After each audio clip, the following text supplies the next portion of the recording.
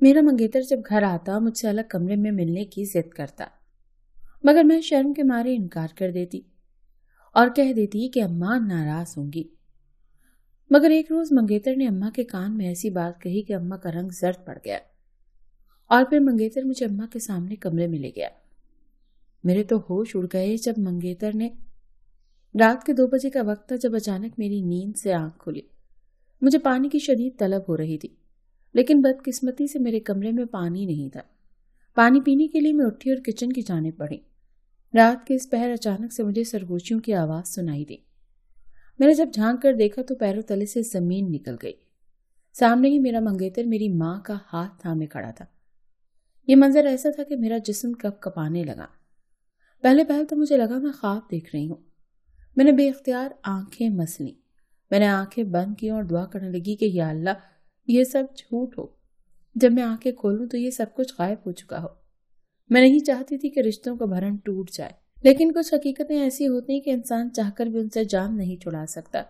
میرے سامنے کا منظر دیکھ کر اب مجھے چکر آنے لگے تھے۔ جب میرے منگیتر نے میری ماں کا ہاتھ تھاما ہوا تھا اور اپنے سینے پر دل کے مقام پر رکھا ہوا تھا، وہ اسے ایسے دیکھ رہا تھا جیسے کائنات کی سب سے بڑی دولت اسے مل گئی ہو۔ اس وقت میرا دل کیا کاش آج ہی قیامت آ جائے اور سب ختم ہو جائے، پر کچھ ختم نہیں ہوا، لیکن میرے لیے قیامت آ چکی تھی۔ ایک چناکے سے سب بھسم ہو گیا تھا۔ میں دنیا کی بدقسمت ترین لڑکی تھی، کیونکہ میری کہانی میں دھوکہ دینے والے میرے اپنے ہی تھے، میری ماں اور میرا ہونے والا شوہر، وہ شوہر جو چند دن بعد میرا جیون ساتھی بننے والا تھا۔ یہ کہانی تب شروع ہوئی جب میں نے ہوش سنبھالا۔ میں نے خود کو بہت اکیلا پایا۔ مجھے دولت کی تنگی نہیں دیکھنی پڑی، البتہ میں رشتوں کے معاملے میں غریب تھی۔ میرا اپنا کوئی نہیں تھا۔ میرے ماں باپ کے پاس میرے لیے وقت نہیں تھا، وہ دونوں ہمیشہ اپنے اپنے کاموں میں مصروف رہتے تھے۔ میری پرورش ایک آیا نے کی، لیکن یہ میری خوش قسمتی تھی کہ میری پرورش کرنے والی خاتون ایک باحیا عورت تھی۔ اس نے مجھے ایسا بنا دیا جیسے ایک لڑکی کو ہونا چاہیے۔ آیا خود 5 وقت کی نماز پڑھتی تھی اور مجھے بھی پڑھاتی۔ میرے کھانے پینے، پہننے اوڑھنے اور اسکول جانے کا سارا انتظام وہ دیکھتی تھی۔ میں جب اسکول جاتی تو مجھے اپنے ڈھیروں دعاؤں میں رخصت کرتی۔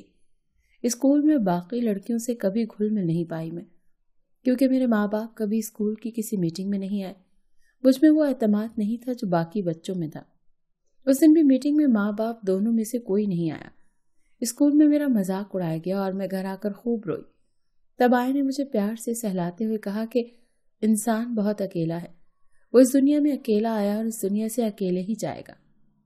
لازمی یہ ہے کہ تم یقین رکھو کہ اللہ انسان کی شہرک سے بھی زیادہ قریب ہے۔ تم اللہ کو اپنا سب کچھ مان لو اور پھر دیکھنا زندگی کا بڑے سے بڑا امتحان تم آسانی سے پاس کر لو گی۔ ان کی یہ باتیں مجھ پر گہرا اثر چھوڑتی تھی۔ دھیرے دھیرے میں مکمل طور پر بدل گئی۔ میں نے اللہ کو اپنا سب کچھ مان لیا۔ اب مجھے کسی کی ضرورت نہیں تھی۔ اب میں ہر میدان میں آگے آگے ہوتی تھی۔ لیکن ایک چیز جو میری رگ رگ میں بس گئی تھی وہ یہ تھی کہ میں نامحرم مردوں سے دور رہتی تھی۔ میں کالج میں بھی سر ڈھانپ کر رکھتی تھی۔ لوگ میرا مذاق اڑاتے اور پھر مجھے آیا کی بات یاد آتی کہ اللہ انسان کی شہرک سے بھی زیادہ قریب ہے، یہ یاد رکھنا۔ اور یہ جملہ ہر بار میرے اندر ایک نئی طاقت بھر دیتا۔ اور جب میں کالج کے پہلے سال میں تھی تو آیا اچانک بیمار پڑی اور اس دنیا سے رخصت ہو گئی۔ وہ واحد رشتہ جو میرا اپنا تھا وہ بھی چھن گیا۔ میں آیا کو یاد کر کے بہت روتی، پھر آیا کی باتیں مجھے جینے کا حوصلہ دیتی۔ میرا باپ آیا کی موت پر بھی نہیں آیا، اسے کوئی فرق نہیں پڑتا تھا کہ اس کی بیٹی کتنی اکیلی تھی، اور نہ میری ماں کو مجھ سے کوئی خاص لگاؤ تھا۔ وہ مہینوں مہینوں گھر نہیں آتے، پورا گھر آیا نہیں سنبھال رکھا تھا۔ وقت گزرتا گیا اور میں کالج سے یونیورسٹی چلی گئی۔ اس دوران میری کوئی سہیلی نہ بن پائی۔ جیسی آیا نے میری تربیت کی تھی میرے معیار پر کوئی لڑکی پوری ہی نہیں اترتی تھی، لیکن یونیورسٹی میں مجھے ایک لڑکی ایسی مل گئی تھی جو بہت شریف لگتی تھی۔ وہ باقی حجاب کر کے رکھتی تھی اور باقی لڑکوں سے دور رہتی تھی۔ ہم دونوں کی دوستی ہو گئی۔ وہ کافی ایکٹیو لڑکی تھی۔ مجھے کلاس کی کم لڑکیوں کا ہی پتہ تھا اور لڑکوں کو تو میں نے کبھی دوسری نظر سے دیکھا ہی نہیں تھا۔ جب پہلے دن میں کلاس میں گئی تو سب کو لگا کہ میں کسی گاؤں سے اٹھ کر آئی ہوں، کیونکہ میں نے بڑی سی چادر اوڑھ رکھی تھی۔ پر اگلے دن جب ڈرائیور نے مجھے بڑی لمبی اور چمکدار گاڑی میں یونیورسٹی چھوڑا تو سب کی آنکھیں چندیا گئیں۔ میں نے آج بھی چادر ہی اوڑھ رکھی تھی۔ میں نے سادہ سا لباس زیب تن کر رکھا تھا۔ لڑکیوں نے حیرت سے مجھے دیکھا۔ میری سہیلی نے مجھ سے پوچھا کہ یہ گاڑی کس کی ہے؟ میں نے بتایا کہ میری ہے اور میں کمال پاشا کی بیٹی ہوں۔ یہ سن کر اس کا منہ حیرت سے کھل گیا۔ میرے باپ کو بھلا کون نہیں جانتا تھا، اور آج میں سوچتی ہوں کہ کاش میں نے اس وقت نہ بتایا ہوتا کہ میں کس کی بیٹی ہوں، تو آج شاید میں اتنی کنگال نہ ہوتی۔ میری سہیلی کہنے لگی، تم اتنے بڑے انسان کی بیٹی اور پھر بھی ایسے ہولیے میں یونیورسٹی آتی ہو، تمہیں تو چاہیے کہ تم ایسی بن کے آؤ کہ لوگ حیران رہ جائیں۔ اس کی بات سن کر میں مسکرا دی اور کہا کہ مجھے اللہ کو جواب دینا ہے، لوگوں کو نہیں۔ اور پھر وقت گزرتا گیا۔ لڑکیاں مجھے مغرور سمجھتی تھیں، اب تو لڑکوں میں بھی میرا ذکر ہوتا تھا۔ سب حیران ہوتے کہ میں ایسی کیوں ہوں، پر شاید کوئی نہیں جانتا تھا کہ آیا مجھے ایسے سیدھے راستے پر ڈال گئی تھی جہاں سے بھٹکنا مرنے جیسا تھا۔ اور پھر ایک وہ واحد رشتہ جو سہیلی کے روپ میں میرے ساتھ تھا، اس نے بھی مجھے دھوکہ دے دیا۔ کبھی کبھی لگتا ہے جیسے اللہ ہمیں رشتوں کی سچائی دکھا کر بتاتا ہے کہ اب سمجھ آیا تیرا میرے سوا کون ہے، اور تب سمجھ آتا ہے کہ انسان کا اللہ کے سوا اور کوئی بھی نہیں ہے۔ میری اکلوتی سہیلی نے ایک دن میرا فون لیا، اسے کوئی ضروری کال کرنی تھی۔ وہ اکثر میرا فون دیکھ لیتی تھی کیونکہ اس میں چھپانے والا کچھ ایسا تھا ہی نہیں، لیکن میں نہیں جانتی تھی کہ وہ میری پیٹھ پیچھے اپنا کام دکھا جائے گی۔ وہ جتنی سیدھی نظر آتی تھی اتنی سیدھی تھی نہیں۔ میں اکثر حیران ہوتی تھی کہ اسے یونیورسٹی کے ہر لڑکے کے بارے میں پتا ہوتا تھا، حالانکہ وہ پورا دن میرے ساتھ گزارتی تھی۔ پھر بھی جانے اس کے پاس خبریں کہاں سے آتی تھی۔ یہ بات میں پتا چلا تھا کہ وہ ہر لڑکے سے رابطے میں تھی، اور اس نے ایک دو لڑکوں کے کہنے پر میری چند تصویریں بھی انہیں بھیج دی تھی، اور کچھ ایسے میسیجز بھی کیے جس سے ظاہر ہوا کہ میں ان لڑکوں سے باتیں کرتی ہوں۔ یہ اس نے ان لڑکوں کے کہنے پر کیا تھا جن کے چاہنے کے باوجود میں نے کبھی ان سے بات نہیں کی تھی۔ اور پھر ایک دن جب کلاس میں داخل ہوئی تو سب مجھے ایسے عجیب نظروں سے دیکھ رہے تھے جیسے میں نے کوئی گناہ کر دیا ہو۔ اور پھر کلاس کا وہ لڑکا جو 1 مہینہ پہلے ہی نیا آیا تھا، اس نے بولنا شروع کیا، لو آ گئی کلاس کی حاجن لڑکی، جو اوپر سے بہت نیک ہونے کا ڈرامہ کرتی ہے پر اس کی حقیقت کچھ اور ہی ہے۔ اور پھر اس نے اپنے فون سے میری تصویریں دکھائیں اور میسیجز بھی جن میں صاف صاف لکھا تھا میں اس پر مرتی ہوں اور اسے ملنا چاہتی ہوں، جبکہ میں نے ایسا نہیں کیا تھا۔ یہ میرے لیے بہت بڑا دھچکا تھا۔ میں حیران اور پریشان سی اسے دیکھ رہی تھی۔ دراصل وہ لڑکا مجھے کافی معقول لگا تھا، پر اب اچانک ساری کلاس میرا مذاق اڑانے لگی تھی۔ لڑکے مجھ پر ہنس رہے تھے جنہیں میں نے ریجیکٹ کیا تھا، اور جس لڑکے کے فون میں میری تصویریں تھیں وہ باتیں پھاڑ پھاڑ کر سب کو میری تصویریں دکھا رہا تھا۔ میرے علاوہ میرا فون صرف ایک لڑکی استعمال کرتی تھی۔ میں جان گئی تھی کہ اس نے مجھے دھوکہ دیا تھا، پر میں نے اسے کچھ بھی نہیں کہا۔ میں خاموشی سے کلاس سے نکل آئی، گھر آ کر خوب روئی اور اپنی آیا کو یاد کرنے لگی۔ میں نے دوستی جیسے رشتے سے بھی دھوکہ کھا لیا تھا۔ اگلے دن میں یونیورسٹی گئی تو وہ لڑکا میرے پاس اور کہنے لگا، تم کچھ بولو گی نہیں، کوئی صفائی نہیں دو گی؟ اگر میں تمہیں پسند تھا تو صاف صاف بول دیتی۔ میں نے اسے 2 ٹوک الفاظ میں کہا کہ مجھے آپ میں ذرا بھی دلچسپی نہیں، اور ایسی گری ہوئی حرکت نہ میں نے کی ہے نہ میں کر سکتی ہوں۔ مجھے فرق نہیں پڑتا کہ لوگ میرے بارے میں کیا سوچتے ہوں گے، مجھے بس اتنا پتا تھا کہ میں بے گناہ ہوں۔ وہ لڑکا حیران رہ گیا، اور اسی دن جب میں گھر لوٹی تو سامنے اپنے باپ کو دیکھ کر حیران رہ گئی، پر اس کے ساتھ ہی اپنی ہم عمر لڑکی جو مجھ سے چند سال ہی بڑی ہوگی اسے دیکھ کر حیران رہ گئی۔ اور جب میرے باپ نے اس لڑکی کا تعارف مجھ سے کروایا تو مجھے بس افسوس ہوا، کیونکہ وہ لڑکی اب میری سوتیلی ماں تھی، میری سگی ماں جو میرے بچپن میں ہی میرے باپ سے طلاق لے کر جا چکی تھی۔ جب اسے دوسری شادی سے فرق نہیں پڑا تو باپ کو کیا پڑتا، دونوں اپنی زندگی میں خوش تھے۔ مجھے اتنا پتا تھا کہ میری سوتیلی ماں اب میرے ساتھ ہی رہنے والی تھی۔ وہ کافی خوبصورت تھی، گورا رنگ، کالے سیاہ بال اور اوپر سے پیلے رنگ کا جوڑا اس پر خاصا جچ رہا تھا۔ ٹراؤزر ٹخنوں سے اونچا تھا جس میں اس کی گوری پنڈلیاں صاف نظر آ رہی تھی۔ تبھی تو میرے باپ کا دل اس پر آ گیا تھا۔ میں نے خاموشی سے وہ سب دیکھا اور رسمی سلام دعا کے بعد اپنے کمرے میں چلی آئی، اور انہی دنوں میں عجیب سے احساسات سے دوچار ہونے لگی۔ کلاس کا وہ لڑکا جس کے پاس میری تصویریں تھی اکثر مجھے اپنے راستے میں نظر آتا۔ میں نے اسے اپنا وہم سمجھا، پر جہاں میں جاتی وہ وہیں پہنچ جاتا۔ 1-2 بار اس بات کی کوشش کی لیکن اپنا راستہ بدل لیتی۔ ایک دن اس نے میرا راستہ روک لیا اور کہنے لگا کہ تم اتنی عجیب کیوں ہو؟ اگر تم مجھے پسند کرتی ہو تو پھر اتنے تیور کیوں دکھا رہی ہو؟ اس کی بات سن کر میں نے سنجیدگی سے جواب دیا کہ آپ میں ایسا کیا ہے جو میں آپ کو پسند کروں گی؟ یہ بات سن کر وہ ساکت رہ گیا، اور پھر وقت گزرنے کے ساتھ ساتھ اس کی توجہ میری جانب بڑھنے لگی۔ ایک دن میرے راستے میں آ کر کھڑا ہو گیا اور میری آنکھوں میں آنکھیں ڈال کر بولا، تم سے محبت ہو گئی ہے مجھے، بتاؤ اب کیا کروں؟ اس کی بات سن کر میں نے نظریں جھکا لیں۔ کاش میں اس وقت اس کی بات پر یقین نہ کرتی. کاش میں نے آیا کی بات کو یاد رکھا ہوتا کہ نامحرم صرف عورت کا دشمن ہوتا ہے، وہ کبھی دوست نہیں ہو سکتا. اگر اس وقت میں یہ بھولتی تو آج میں محفوظ ہوتی. پر شیطان کا وار اس وقت اتنا کاری تھا کہ میں بھی بے بس ہو گئی تھی.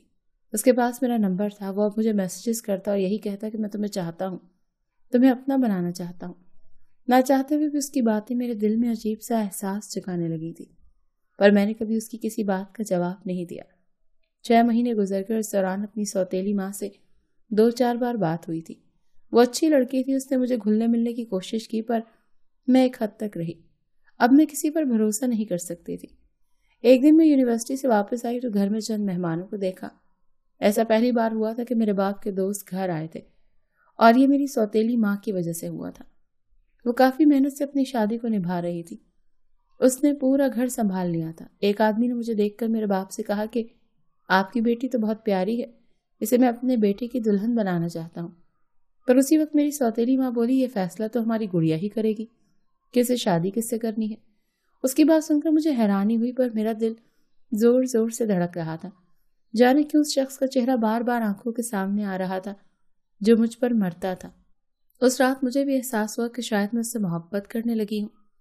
اور اگلی صبح جب وہ میرے پاس آیا تو میں نے پہلی بار اس کی کسی بات کا جواب دیا اور کہا کہ اگر تم مجھ سے شادی کرنا چاہتے ہو تو میرے گھر رشتہ بھیج دو. وہ حیران رہ گیا، اس کی خوشی کا تو کوئی ٹھکانہ نہیں تھا. اور پھر اگلے ہی دن وہ واقعی اپنے ماں باپ کو لے کر ہمارے گھر آ گیا. میرا باپ اور میری سوتیلی ماں دونوں حیران تھے. میری سوتیلی ماں بار بار کہہ رہی تھی کہ گڑیا بہت نازوں سے پلی ہے، آپ لوگ اس کی ساری خواہشیں پوری کر پائیں گے.